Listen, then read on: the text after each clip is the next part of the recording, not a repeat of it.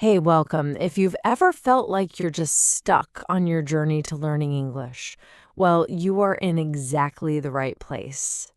Today, we're going to break down a simple but really powerful framework that's all about finding that real confident fluency.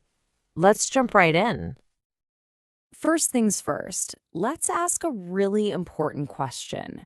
What's the actual goal here?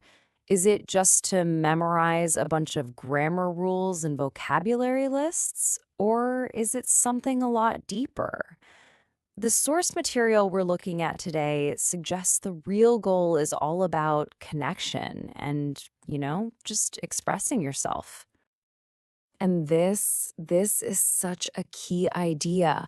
We have to redefine what fluency even means. It is not about being perfect. It's about being understood. It's having the confidence to share what you're thinking and feeling without getting all tripped up. Now, that is an achievable and honestly a really empowering goal. So, how do we get there? How do we reach that goal? Well, our source material lays out this really clear three-part path. You can think of these as the three main pillars that are going to hold up your entire learning structure. All right, let's dig into pillar one, meaningful vocabulary. And the key word here, you guessed it, is meaningful. This is not about trying to swallow a dictionary whole. No, it's about building a collection of words that actually mean something to you. Now, this comparison is so important. I think a lot of us probably suffered through that old method, right? Memorizing those endless, totally random lists of words. It's so boring, and honestly, it just doesn't work that well. The new method is all about context. When a word is connected to a feeling, a story, or a real life situation, that's when it really sticks in your brain. So, how do you actually do it? It's pretty simple. Let's say you learn the word delicious. Connect it to a memory of the best meal you've ever had. See? Instantly stronger. Learn words in full sentences. And focus on words about your hobbies. If you love hiking, learn trail, summit, and scenery. This makes the whole process so much more personal and, way more powerful. And that whole idea of context, it leads us perfectly into our second pillar, active conversation. So you've got all these meaningful words floating around in your head.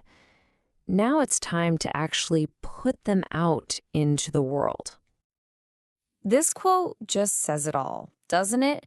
You can know thousands of words, but if you can't use them to ask for directions or share an opinion or tell a simple joke, what's the point?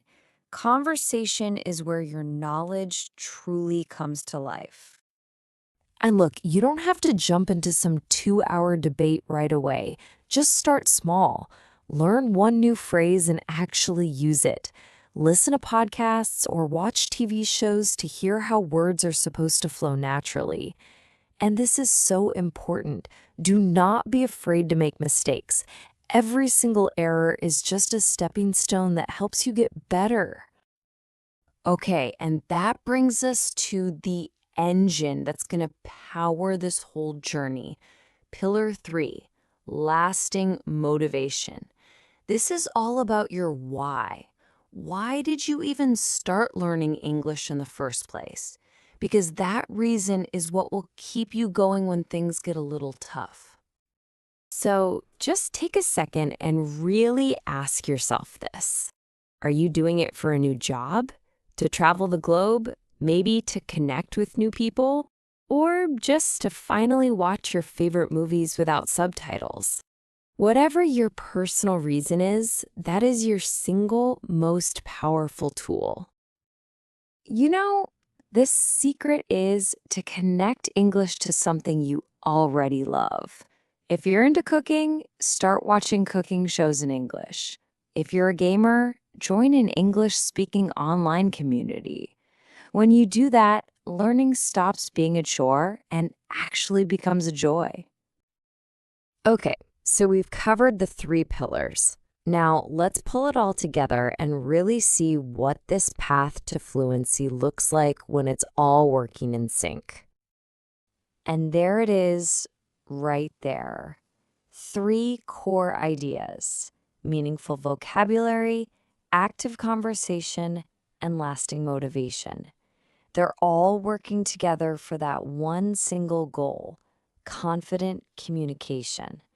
This right here, this is the blueprint for your personal journey. Okay, but talk is cheap, right? Let's make this real. Here's your action plan. For vocabulary, go find 5 new words related to your favorite hobby. For conversation, use 1 new English phrase in a text message today. And for motivation, go watch 1 5-minute video in English about something you're passionate about. See? You can do all of this right now. So you see, this isn't just a framework to think about. It's a path you can actually start walking down. So the big question is, what's your first step going to be? Are you going to dive into some new words, spark up a conversation, or reconnect with why you started? The choice is all yours, and your journey starts now.